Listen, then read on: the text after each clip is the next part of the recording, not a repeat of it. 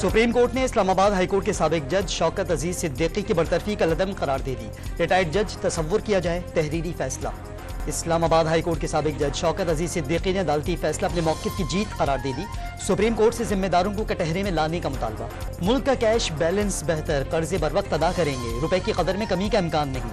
वज़ीर ख़ज़ाना मोहम्मद औरंगज़ेब का अमरीकी नशरियाती इदारे ब्लूमबर्ग को इंटरव्यू। वज़ीर आज़म शहबाज शरीफ से बैरिक गोल्ड कंपनी के वक्त की मुलाकात। रिकॉर्डिक मंसूबे में पेशरफ्त पर ब्रीफिंग। वज़ीर आज़म ने मंसूबा गेम चेंजर करार दे दिया। बिजली तकसीमकार कंपनियों की निजकारी से मुतालिक उमूर तय पा गए। लाहे अमल और निजकारी की कार्रवाई तेज करने का फैसला। इस्लामाबाद के मज़ाफ़ाती इलाके पीर सुहावा में बच्चों की लड़ाई में बड़े कूद पड़े। फायरिंग से 3 अफराद हलाक, 5 जख्मी। वज़ीर आला मरियम नवाज का लाहौर में बेवा और बेटियों पर तशद्दुद का नोटिस। पुलिस को मुल्ज़िमान के खिलाफ फौरी कार्रवाई की हिदायत। गजा पर इसराइली बमबारी से मजीद 82 फ़लस्तीनी शहीद। निहत्ते फ़लस्तीनियों पर ड्रोन हमलों की वीडियोज़ भी सामने आ गई। 168 रोज से जारी सेहूनी दहशतगर्दी में शहादतें 32,000 से बढ़ गईं। रूस और चीन ने गजा से मुतालिक अमरीकी करारदाद विटो कर दी। तमाम यरगमालियों की रिहाई के बदले गजा में जंगबंदी पर जोर दिया गया था।